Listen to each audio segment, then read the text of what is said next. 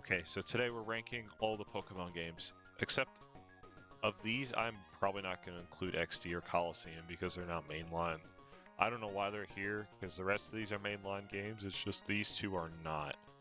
So this is going to be based off of my opinion, and my opinion is likely to piss a lot of people off. And, well, I don't know what to tell you. Co-parter. I guess we'll start from the top. Red and Blue, I'm going to be honest. I have the Gen 1 games on Red, Blue, and Yellow on Virtual Console on the 3DS. And you know what? I didn't grow up with Gen 1, so there's a lot of nostalgia factor there for millennials. I'm not a millennial. I didn't grow up with this. I didn't grow up with Red, Blue, or Yellow. I don't have that much nostalgia for the Gen 1 Pokédex as a result. So, and you gotta have a little bit of respect for it because it laid the foundation for the entire series. However, it's kind of hard to deny that the games themselves did not age well. And I mean, everyone's always known that Gen 1's a buggy mess, but it's just, I have not found it in me to actually beat a Gen 1 game. I've played them. I cannot bring myself to complete one. And it's just hard to complete them. And it's not because of like difficulty or anything. If you have seen like any video, like about a playthrough of a Gen 1 game, you will know that Gen 1, difficulty-wise, is not hard. The CPUs are pretty laughably bad. So, yeah, it doesn't have any of the modern stuff that would be introduced, even like Gen 2 or anything. It's an overall, it just feels slow and clunky. It just doesn't have the same feeling as everything after it. And, you gotta respect Gen 1. And I am gonna respect it a little bit, but I'm gonna put it in... I'm gonna be honest, I'm gonna put it in E. And it's gonna piss a lot of people off, but I think the people who are gonna get the most pissed off are the ones who can't name any Pokemon outside of Pikachu, Charizard, Gengar, Mewtwo. So, I mean, who cares? We're just gonna go in order of generation. Gen 2, I'm gonna put Crystal a little higher just because I think some of the additions Crystal makes it a little bit better. I will put this in front. Makes it a little bit better of an experience compared to Gold and Silver. Just like Gen 1, I have not beaten Gold and Silver. However, I've gotten farther in the game in a Gen 2 game compared to Gen 1 games. So it's a little bit of an improvement. I can't really bring myself to beat them. And actually what inspired me to make this video was I actually saw an interaction on Twitter where someone ranked the Gen 2 games low and got like mad and called them like a zoomer or whatever just because you ranked Gen 2 low. Definitely a lot of improvements made between Gens 2 and 1 or 1 and 2. But unfortunately, it's just not. It's still kind of a tough experience. And I think we'll see down the line, Heart Gold and Soul Silver made a lot of welcome changes. And since it's a newer game relatively compared to the original Gold and Silver, so the series had evolved. A lot of nice changes, nice quality of life improvements were made, and a lot of adjustments. Johto, especially in Gen 2, on the originals, awful level curve. And I know a lot of people point at that and say it's like, oh, it's just you're just bad at games. It's not that the game is hard. It's that everything in the game before the Elite Four, heck, even before, I'd say before the Blackthorn gym, so the 8th gym, everything up to that point is like really under-leveled.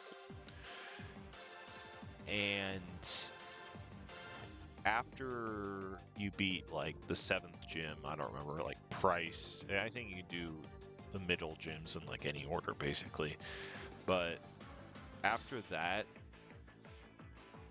it's not a difficulty curve, it's a level curve. It's just the levels spike, and yeah, sure, it adds difficulty. But the problem is there aren't really good ways to train your Pokemon up in Gen 2 before the post game. And the post game, yeah, it's its whole other beast, because then that's its own level curve. And you know, by the time you beat the champion, your Pokemon are maybe in the low 40s, mid 40s. But then I think like the lowest level Kanto gym leader is like maybe mid 50s. I could be wrong. And then Red's like the 80s, right? So yeah, it was not a very balanced system, I guess. And they sort of addressed this in Heart Gold, Soul Silver. They did adjust some of the levels of gym leaders and such, and of course there are more areas, so there's more options for training. We'll get on more into Heart Gold, Soul Silver when we get there, but definitely a vast improvement. So next is Gen 3, Ruby and Sapphire. I'm gonna put in C for the sole fact that it would probably be higher if I could actually play Ruby and Sapphire. I have a copy of Sapphire, and I have 2 copies of Ruby, one English, one Japanese. None of them work. None of them. The Sapphire one I got first, and it did work when I bought it, and it worked for a year or so. And one day it like glitched out while I was playing it. So I'm like, okay, maybe I just booted it up, so I'm like, okay, maybe, you know, the cartridge, I didn't put it in right. So I mess around with it. I powered the system on. It doesn't even read the cartridge now. And the same could be said for the copy of Ruby, which I bought off eBay. And it came dead. Yeah, it just doesn't work at all. It's same issue. It doesn't boot at all. It doesn't read. And the Japanese one, I also bought off eBay. And it arrived, the package arrived damaged, and the cartridge was damaged. So it doesn't work either. Yeah, it was sort of the fault of whoever sold it to me, because he just threw it in the cartridge in a plastic bag without much protection. But also the package was just beat to crap in shipping. But comparing my experience to Emerald, obviously Emerald has a lot of more content. It's a pretty similar game, I'd say, probably overall from what I know. So I think I'm going to put that in C. I think just because we're on the topic of Emerald, I actually did just beat Emerald for the first time recently. I will say there are some frustrations I have. I will put it in B. I do like Emerald probably the best of the Gen 3 games, I'd say. I do like Emerald. I think the biggest problem I had with Emerald, well, somehow they messed up the RNG between Emerald, or Ruby and Sapphire and Emerald, to where, now this isn't a big deal for like casual playthroughs, but if you want to like shiny hunt in Gen 3, do not shiny hunt in Emerald, because the RNG is broken. So basically it starts from like the same seed every time or whatever. So instead of like starting from a random point or whatever, so like soft reset hunts are not impossible, but you can't do them like traditionally, and you have to do this like awful setup, and it's like really tedious and awful, and it's not worth doing. So the only way to really shiny hunt in Emerald is like random encounters and like the runaway method, which is, I think, used to hunt Rayquaza. So that was a little bit frustrating, which is why I wanted Ruby and Sapphire to work, so I could hunt the starters in those games. But I digress. Regardless, it's still fun. I think the only other problem I had was like, I think starting in like Gen 4, probably more like Gen 5 when TMs became reusable, we're really spoiled by having more flexible moveset options. Actually, I'd say more like Gen 6 because Gen 5, even though TMs are reusable, you couldn't even get many of the good TMs till post game. But we're really spoiled nowadays with being able to customize movesets in mainline games. I would not recommend using the low tab line in Gen 3. I learned that the hard way. It's good late game. Ludicolo is really good late game because then once you get a hold of like Surf, Ice Beam, and Giga Drain, you're all set. But the problem is Surf's an HM, and you can only teach it Ice Beam and Giga Drain through TM. And the only stab move it gets to level up is stinking Absorb, or at least Lotat and Lombre. So, and you don't learn any level up moves after you, because it's a stone evolution. But yeah, very rough mid game for Lombre. Once you get all the TMs and HMs and fix that up, it's pretty nice. But I think in the first 3 generations is where you feel those moveset limitations the hardest. And I think that's just something that kind of hit home for me. I mean, I kind of knew that, but it kind of really hit home for me playing through Emerald. Still a really fun game overall. I did enjoy that experience. I think I beat it over the course of like 2 weeks, so I was like really engrossed during that playthrough. And I'll probably go back to the Battle Frontier. Obviously, that's Emerald's claim to fame over Ruby and Sapphire. But I haven't used it, tried the Battle Frontier yet, so yeah, I don't know. Next is Fire Red Leaf Green. I'm gonna be honest, I have not beaten Fire Red or Leaf Green either. And I kind of sound like a fake Pokemon fan saying that. It's just really hard to play through the old Gen games. I'd say Gen 3 is where it starts to get good. And I think part of the Fire Red and Leaf Green thing, or why I haven't beaten it, is I'm just not, and I kind of said that in Gen 1, I'm just not a big Kanto fan. I think I'm going to still put this in C because it's definitely probably the best way to play Kanto. But if the best way to play Kanto is in C tier, then oh man. Maybe they need another Kanto remake. I hope Game Freak didn't hear me say that, because they definitely will make that. Or ship it off to Ilka. That'll be fun. We'll get to Ilka later. But yeah, I've gotten relatively far from what I play. I actually have 2 copies of Leaf Green, one Japanese and one English. They both work, which is good. But yeah, I have not beaten it. I don't have Fire Red. I think Fire Red's like technically the only mainline game I do not have, like period.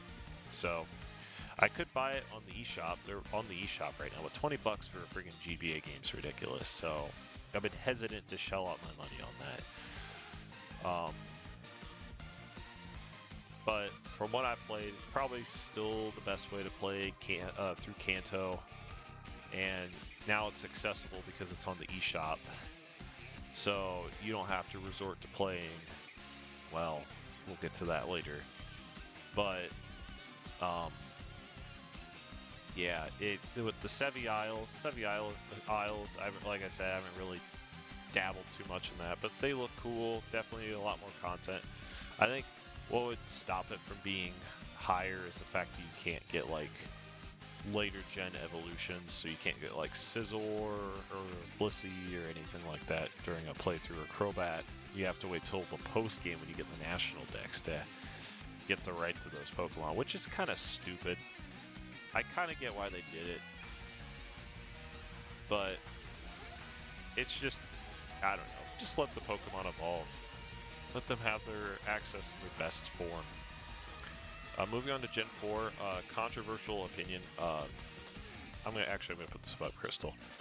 I've not beaten Diamond and Pearl either, and it's much the same way as Gen 1, where Diamond and Pearl just feels slow.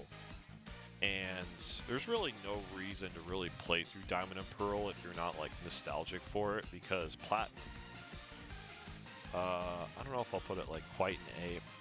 Yeah, I will. Platinum's probably way better. I've only beaten Platinum once, but that was a pretty cool, fun little playthrough. I think what really kills Diamond and Pearl is, it's the same thing you probably heard. The regional decks before the post game is awful. You can't even use a lot of the new like evolutions and stuff. You're stuck. If you don't pick Chimchar, your only fire type option before the post game is the Ponytail line, and this affects like trainers or like gym leaders and stuff. Elite Four members, Flint, Candace, Volkner come to mind, where their teams are affected just because their types are so limited, because for some reason all the new cool mons you probably want to use are booted to the post game. At least a good chunk of them are, and they kind of address this in Platinum. It's a little better in Platinum. And Diamond and Pearl also just feels slow. I'm sure you've seen the surfing speed, but that's not like the only reason. Because like the progress of like story events and like that sort of thing are like different between Diamond and Pearl and Platinum. Platinum's a lot more streamlined. Like you go through Heart Home City like early in the game, and in Diamond and Pearl you have to like basically skip past it and save it for the 5th gym. That's not the case in Platinum. Heart Home Gym, it's the 3rd gym. I think just like the tweaks of the story, obviously Platinum also has like the Distortion World, and it's a pretty iconic thing. Cynthia has her most iconic team in Platinum. I think Platinum is just an improvement in every way. If you're going to play through a Sinnoh game, Platinum is probably your best bet. And we'll talk more about that later. I keep alluding to probably my 2 least favorite games and pairs of games in the series. Heart Gold, Soul Silver. This is tough. I think I'm gonna put it maybe in. Hey, I haven't beat Soul Silver. I have beat Heart Gold. I mean, I'll probably beat Soul Silver at some point. Heart Gold was fun. The definitive way to play through Johto for sure, and it probably has the most content still probably of any Pokemon game. I don't know if I think so. At least like perspective wise, just the Safari Zone, there's new routes, there's new it's the Battle Frontier from Platinum, which obviously isn't as good as Emerald, but still it's a Battle Frontier. It's something. I think people don't really talk about the Pokeathlon. That's a pretty cool little feature. Not really like crazy or anything, but I think it's not something that a lot of people talk about that I think is kind of cool. So, just having all those features, and it does fix some of the problems. Now, it doesn't fix the level curve completely, I will say. Playing through Heart Gold, I still had to train a bit before the Elite Four, and there's still not like fantastic ways to train.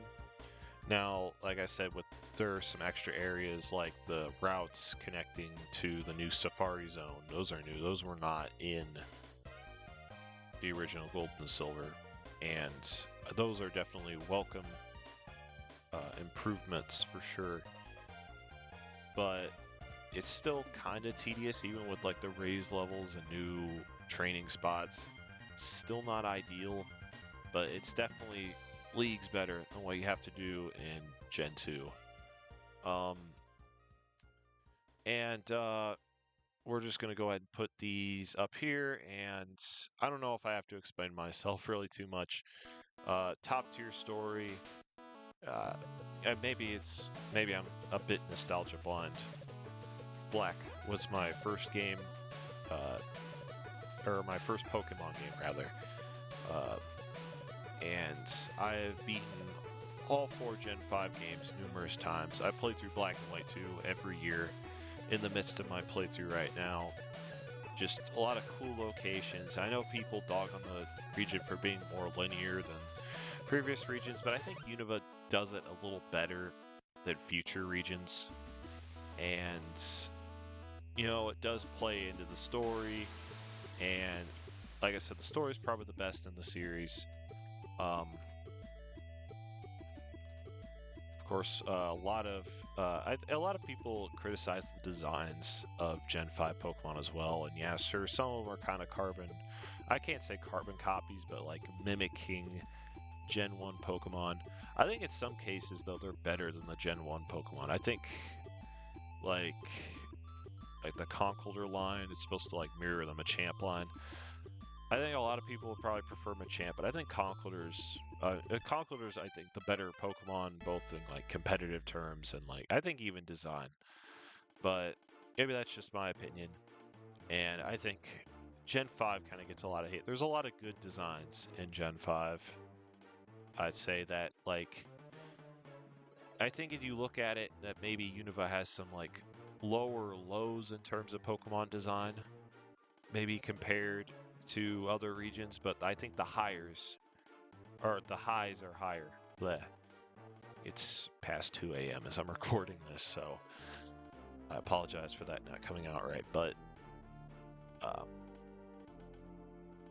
yeah, like Crocodile, Haxorus, Hydreigon, um, Darmanitan, Electros. I could go on.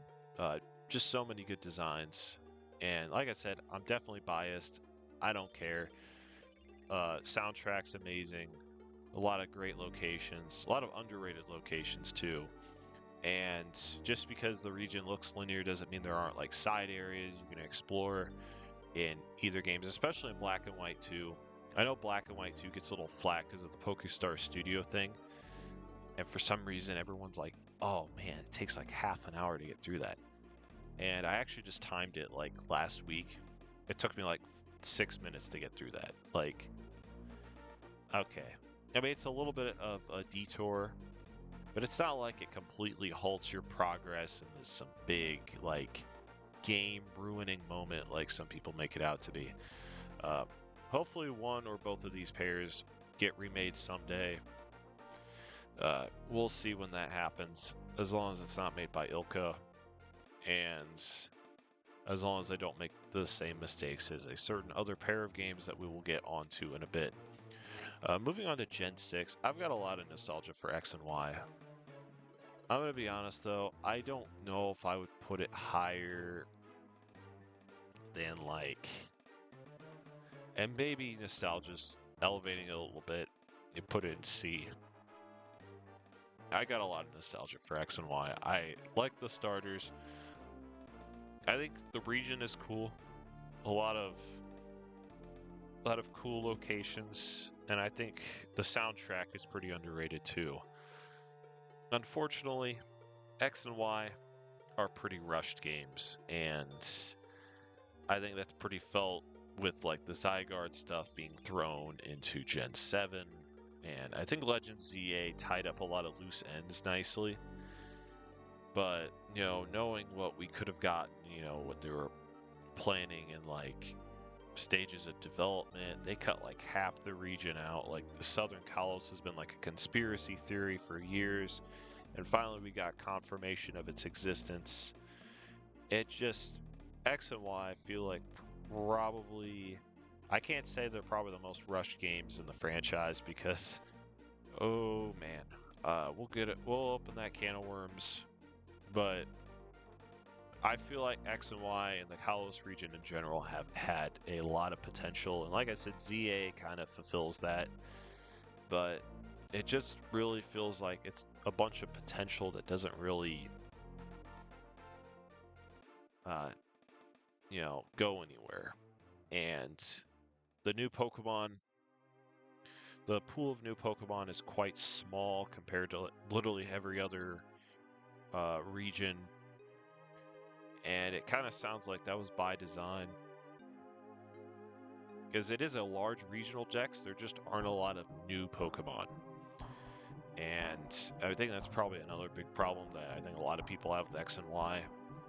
And don't get me wrong, there are a lot of good Pokemon, a lot of cool Pokemon that were introduced in X and Y, but that doesn't change the fact that it's still a small dex, and I feel like a lot of the dex was really underutilized until probably Legends ZA, especially because of the introduction of Mega Evolution. I think that's what's bumping it a little higher for me too. Is that Mega Evolution to me is probably still the best gimmick they've ever done, and I think a lot of people share that sentiment.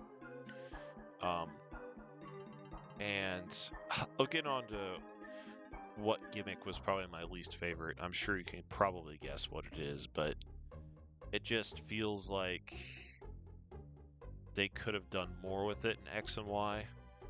Like maybe some of the new Pokemon could have gotten it, but no Kalos Pokemon besides Diancie got a Mega Evolution Gen 6. I don't think Diancie got its Mega until Oras, I believe. And speaking of Oras, I think I'm going to put Oras up here alongside Emerald.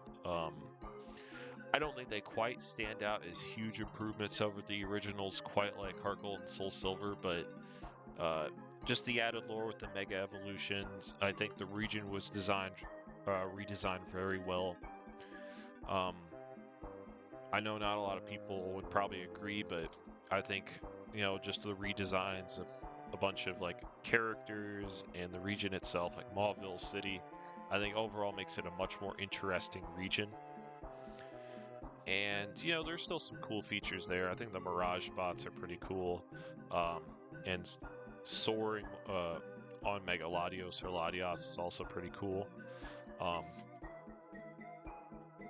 But yeah, no Emerald Battle Frontier, but to be fair, the Battle Frontier was introduced in Emerald, and they are remakes of Ruby and Sapphire, not Emerald. But Heart Gold Soul Silver had a Battle Frontier, and Gold and Silver didn't.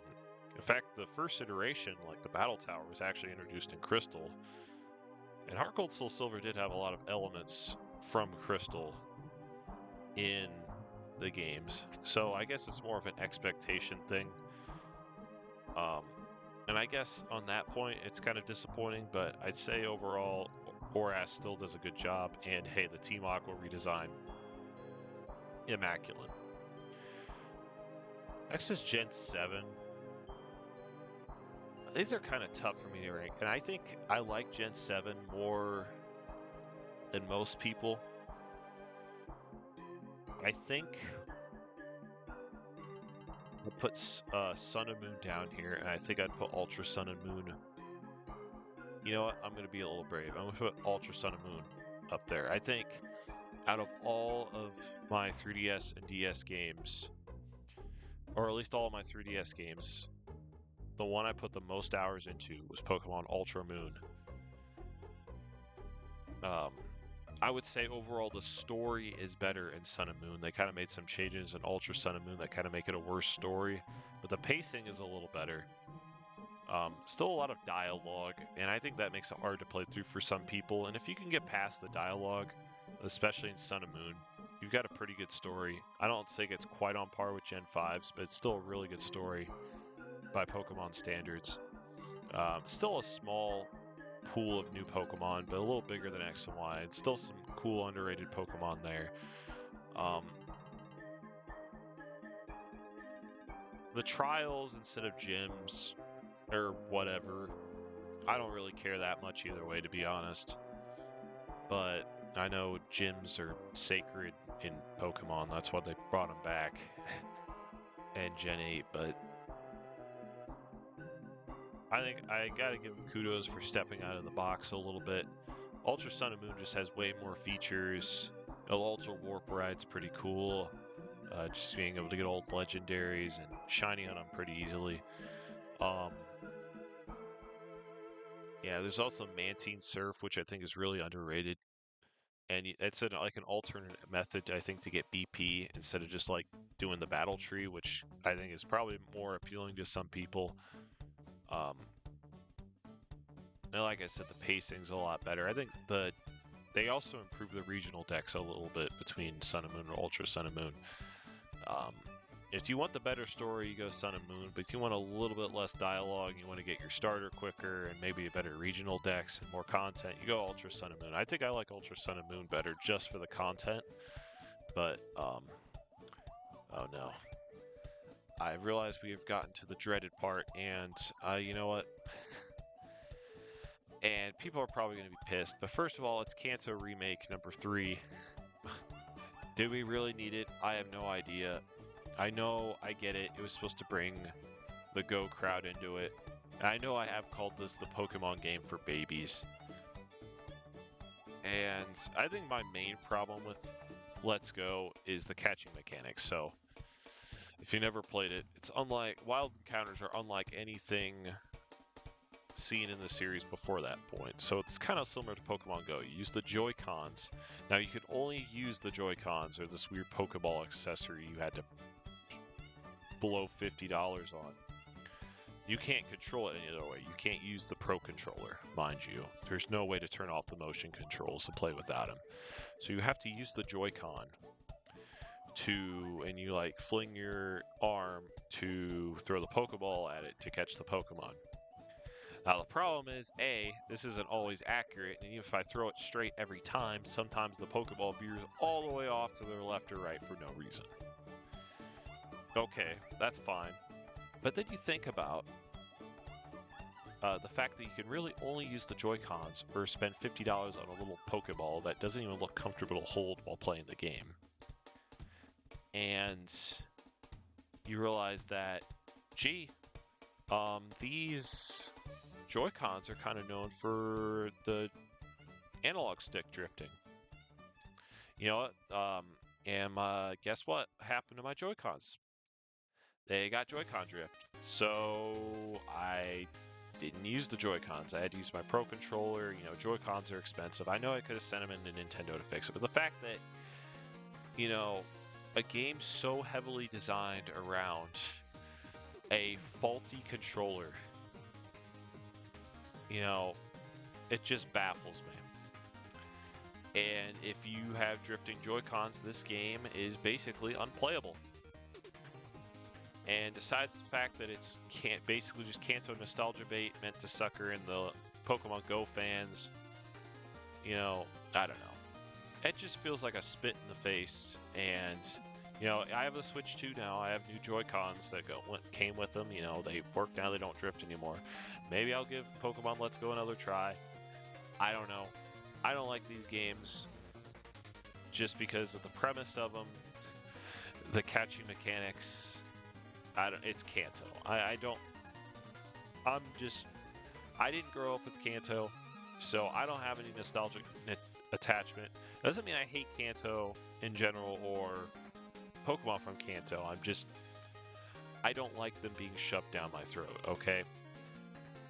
And, you know, it's just a combination of, you know, every single line of merchandise. I mean, especially this year, obviously it's the 30th anniversary, but even in other years, you know, you see, oh, this is a pretty cool, like, collaboration, merchandise.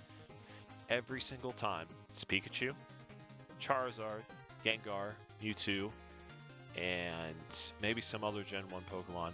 If you're lucky, there might be a non-Gen 1 Pokemon in there, but that's it.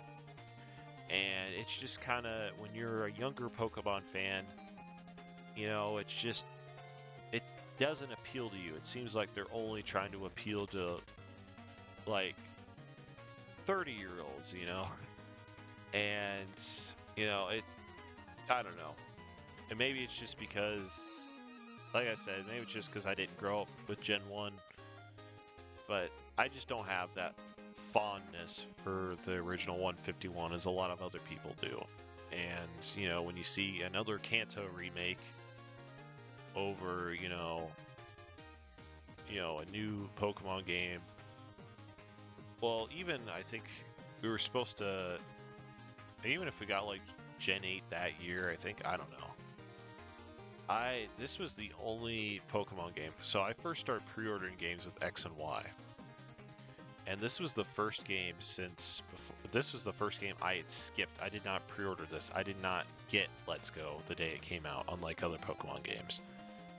I put my money towards Smash Ultimate instead, and I still think that was the better investment that year. And I think most people would actually agree on that, but yeah, I don't like these games, and maybe my justifications aren't like good or anything, but I'm gonna stand by it. Sword and Shield, I really wanted Sword and Shield to age better. I really did. Now, I have not played through it fully since my original playthrough, but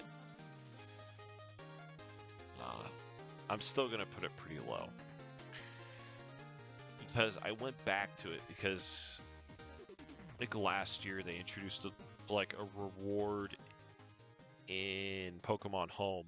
If you complete the Galar Pokedex and the DLC Pokedexes for Sword and Shield, you get like a shiny Keldeo. Keldeo's and shiny Keldeo's not great, but I like Keldeo in general. My favorite mythical. So I wanted it. So I went back and I was playing through, or it wasn't a playthrough. I was just going around catching stuff.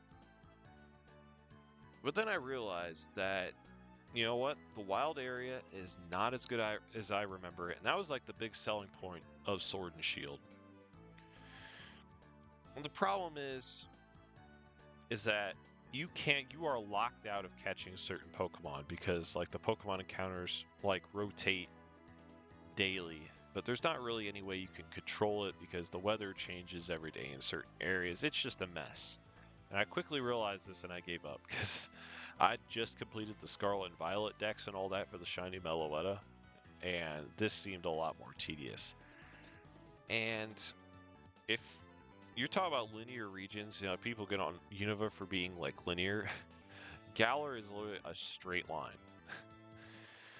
And you know, I kind of, you know, have a little bit of appreciation for the wild area because, you know, they're experimenting with, you know, open areas. You know, you'd see them lay the groundwork for like Legends Arceus onward. You know what? That's fun. It's a first attempt. I don't think it aged very well. I think there's some cool stuff in the Galar region, some cool new mons, but I think overall the new Dex is kind of mid. The DLC is also kind of mid. I have not completed either DLC for Sword and Shield because I just haven't found like a reason to.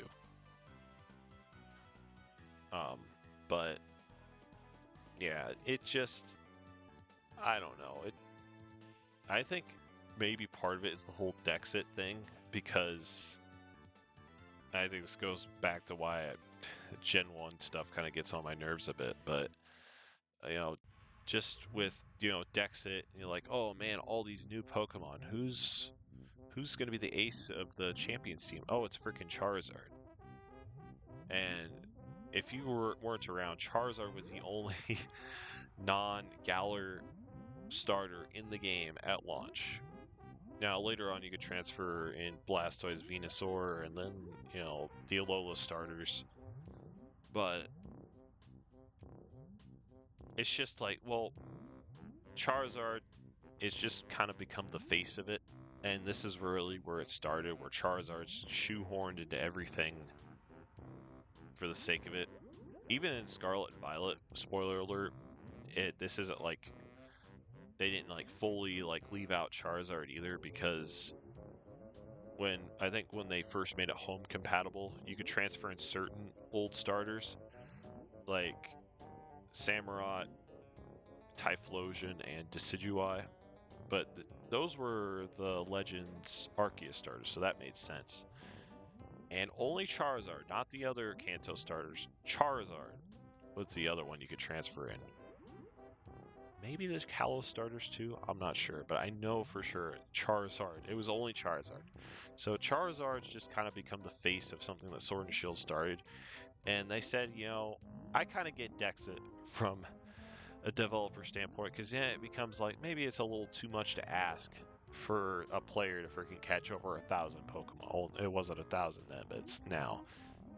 But I think though their justifications at the time for it were not the best justifications, and I think a lot of people shit on them for it, and I think rightfully so, because they kind of gave like a BS reason. You know, just say, man, you know, obviously there are going to be crazy people who are like, yeah, I'm going to catch all 1,000 Pokemon, but, you know, it just, I don't know. It still leaves a little bit of a bitter taste in my mouth, if I'm being honest, but, yeah. Yeah, maybe it's just me.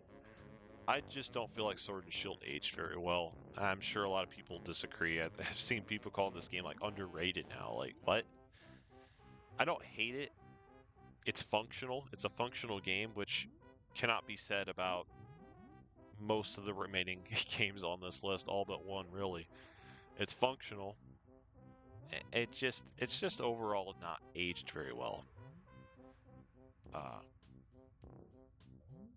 Ooh-wee, what's next? What's next in order? Oh, BDSP. That's the next chronologically, and F tier. Yeah. I don't have a lot of Sinnoh nostalgia either because I started with Gen 5, so I think maybe I'm gonna able to do this more easily than some others that have nostalgia for Sinnoh. First of all, you know, Sword and Shield was functional. This game was literally like the opposite of functional. Now it was a little better after patches and stuff. Completely just a buggy mess at launch, and it leaves out a lot of quality of life improvements made in future entries for the sake of being faithful. And even then they weren't even fully faithful, but they were faithful on like the dumbest things.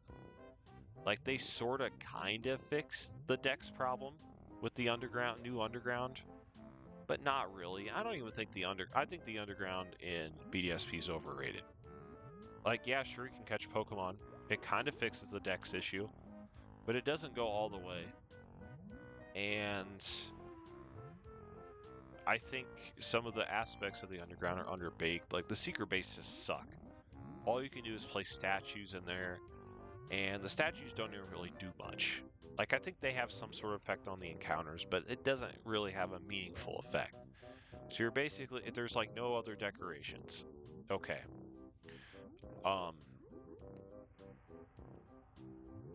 But it's faithful in all the worst ways. So it still has like all the ridiculous, still like very mid and flawed regional decks of Diamond and Pearl. And like I said, it's a little better with the underground decks, but it's still underground stuff. But even if you catch it, it doesn't. I don't think it applies to the Sinnoh decks technically because it's some of them are post game Pokemon like Houndoom or Magmar or whatever. But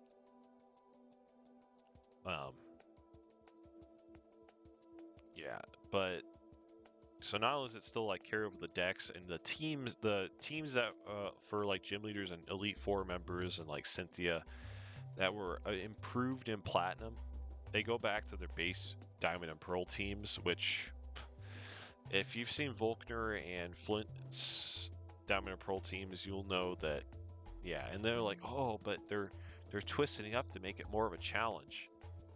And you are saying that to my face when Flint has a Drifblim and a Lopunny on his Elite Four team. That's pretty challenging, isn't it?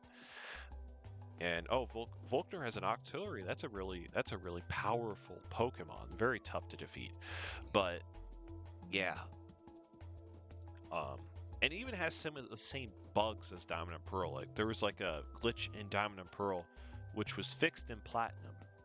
There's a bug in Diamond and Pearl that was fixed in Platinum. In fishing, or like suction cups. It was like a coding error where suction cups and sticky hold wouldn't work on fishing encounters. This was fixed in Platinum. It was like due to a typo in Diamond and Pearl's code that just didn't work, and they're bugged just like they were in Diamond and Pearl. Like it's so ridiculous how like stupidly. I think I'm not entirely sure, but I've heard like copy and pasted code from the original Gen 4 games. I mean, that's what you get when you build a game on Unity. I mean, and some people kind of like get pissed at you when you shit on these games, but then again, a lot of people also shit on these games. I mean, it's almost laughably bad. I mean, I don't know. Ilka, I don't think was the best choice of developer. Ilka had never developed a full game before this. Like they developed mobile apps. That's what they were known for before then. They'd never developed a game. But they probably found the cheapest thing, or cheapest developer willing to do it, and hey, that's just what it is. Scarlet and Violet. I think if you're playing it on Switch 2, it's a C.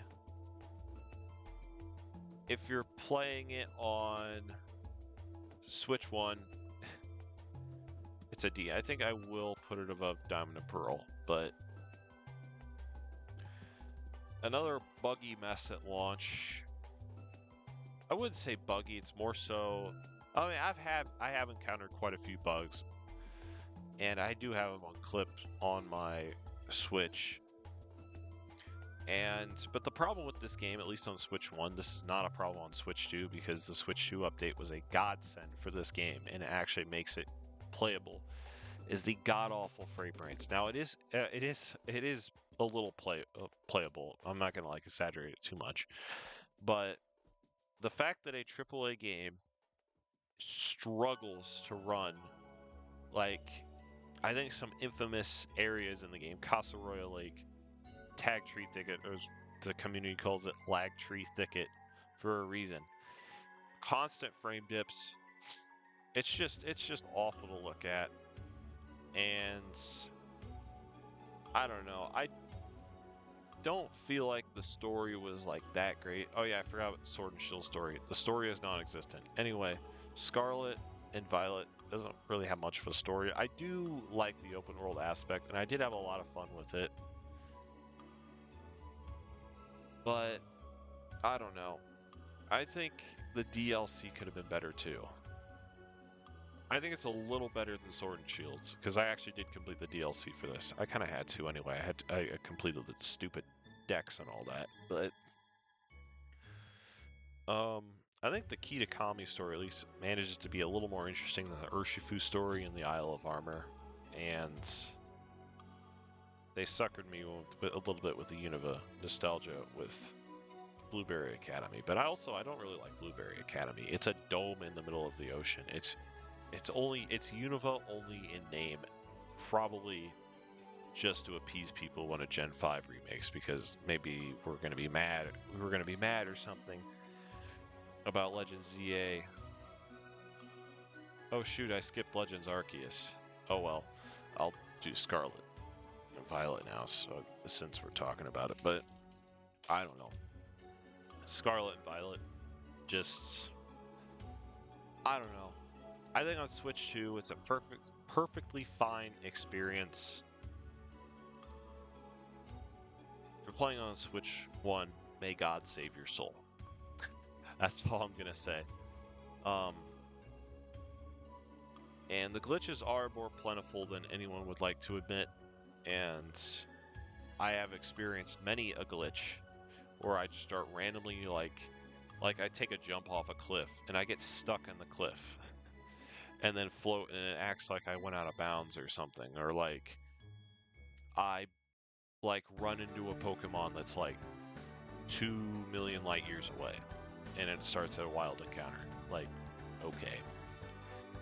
But yeah, between that and like the oh yeah, I forgot one more thing about Blueberry Academy. The Blueberry points suck. It's so tedious to get them, but you have to get them to get all the freaking starters. It's so tedious. Anyway, yeah, overall, yeah, I don't know. If you're gonna play it on Switch 2.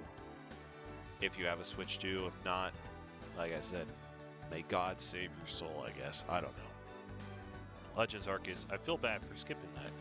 I do like Legends Arceus. I think I'm gonna put it in B. I don't know if I'm gonna put it in A, but it's tough.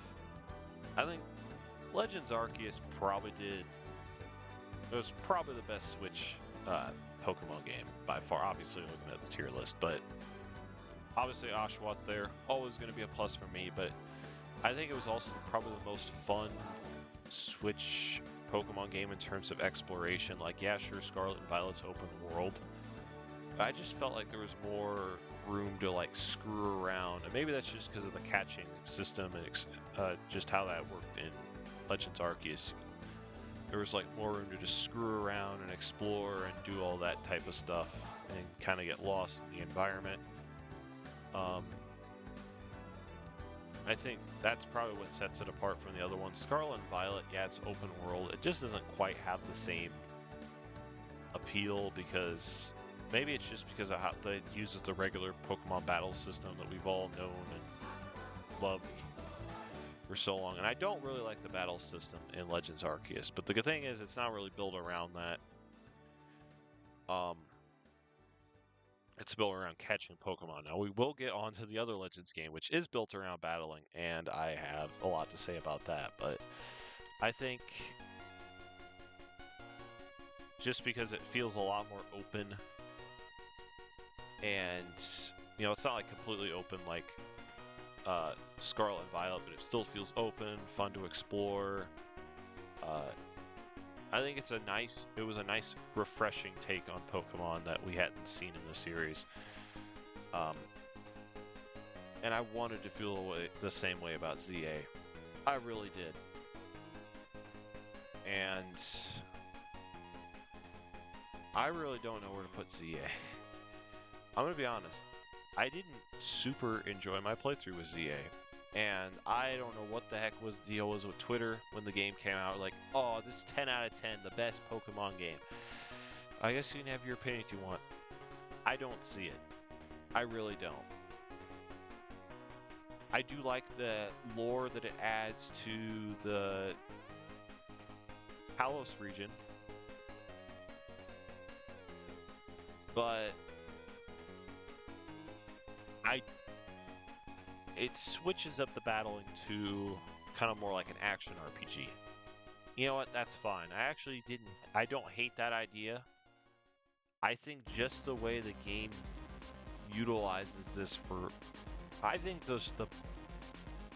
you know what? I think I figured out how to word it. My biggest problem with Legends ZA is the gameplay loop. And I guess the battling system kind of plays into this, but you kind of get into a system there where it's very repetitive and tedious. You do the ZA Royale, and then you fight 3 Rogue Mega Pokemon. You do the ZA Royale. You then fight 3 more Mega Rogue Pokemon. You do and maybe you get some Sori stuff sprinkled in, but it's basically that ad nauseum for like most of the game. And neither the ZA Royale or the Mega Rogue fights are varied or interesting enough to keep players engaged. Firstly, the ZA Royale. They're not particularly hard. Neither one are particularly hard. Neither the ZA Royale or the Rogue Mega battles. It's just I think they're just repetitive. And I swear I was fighting the same trainers over and over again on the same night. I can think of the guy with the freaking Pikachu and Dedenne. I probably fought him at least 20 times. I swear to God. There's just not a lot of variance in the trainers, I feel like, and they aren't particularly challenging or pose much of a threat. And, you know, it's kind of designed in a way where you have to sneak up on, but like behind the trainer or whatever and surprise attack their Pokemon. And in theory, that sounds cool. In practice, it sucks because Lumio City does not account for it. There's nothing to like hide behind or hide in. Like, there are a few things, like, but unlike like Legends Arceus, where you're like sneaking up and trying to catch like wild Pokemon, there's really like nothing, because it's a freaking urban city. There's nothing really to conceal, so you're out in the open for most of them, and they spot you immediately. It might as well not even be a mechanic, because it's just frustrating trying to get it to work. Maybe I'm bad at the game. I don't know. And then the Rogue Mega battles. I think the only one that posed any sort of challenge was the Mega Bayonet one, because it duplicated itself all over the screen, and there's a bunch of crap on the screen you got to keep track of. But outside of that, they all all of the battles felt exactly the same, and even like almost identical. Like Altaria and Mega Dragonite both are like almost identical battles from what I remember. And they aren't hard, they just take forever. Like, the point of it is you're supposed to Mega Evolve your Pokemon and use plus moves. But even if you're Mega Evolving your Pokemon and using plus moves, you still are doing hardly any damage to them. And it's so tedious to try to take them down. And it doesn't help that you have to do 3 back to back to back, because then it just halts all progress and momentum to a halt to fight them. And they're not varied or interesting enough to really warrant it, you know? And I think it's kind of like a mix between like the Dynamax and Terra raids. Oh yeah, I forgot about Dynamax and Terra. I hate both of them, but I hate Dynamax the most. But it's kind of like a combination of them and like the noble fights from Legends Arceus. But there's only 5 noble fights in Legends Arceus, so they're pretty manageable, and they don't take that long. But in Legends CA, these Rogue Mega fights, they just take forever. And especially if you don't use a Mega Pokemon because of like a type advantage, for whatever reason, that fight's probably going to take about like 10-15 minutes per battle. And since you have to do 3 of them back to back to back, it's awful. And some of the boss fights in the game are like that too. Like, they aren't even like Rogue Mega fights. Like towards the end of the game, you'll be fighting like wild like Mega Pokemon from like the tower or whatever, and you fight them with like a partner. You have a partner for the Rogue Mega fights too. The partner might as well not even exist. Completely useless. I don't know. Maybe I'm being too harsh, but that's like 80% of the game. That's like 80% of the gameplay. So I kind of find it hard to not bring that up. So I really don't, Lumio City is a cool city. It is not, I don't think it was fit for this type of game.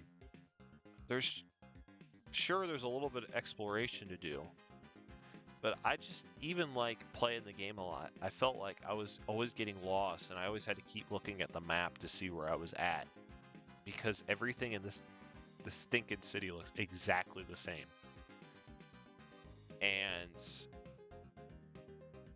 I don't think that leaves as much room for exploration as you might think. Yeah, sure, there are side quests and there are other areas like the sewers and all that, but overall, I don't say it's a boring city. I just say it's very samey. And since the game only takes place in one city, which by the way is actually smaller than just Blueberry Academy, and that's the whole game.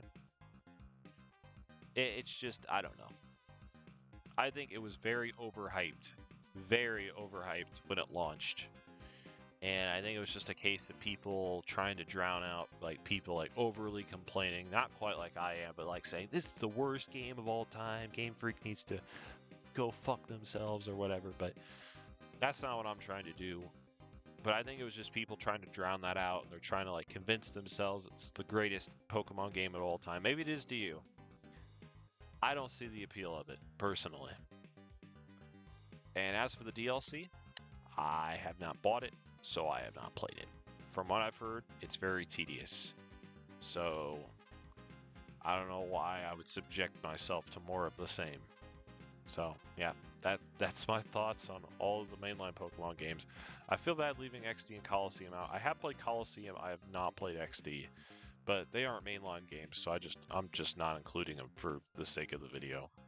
But Coliseum's cool if you want to know my thoughts on that. I haven't beaten it, but yeah, thanks for watching. I'm not even going to bother editing this. It's like 2 a.m. I'm just going to throw this out.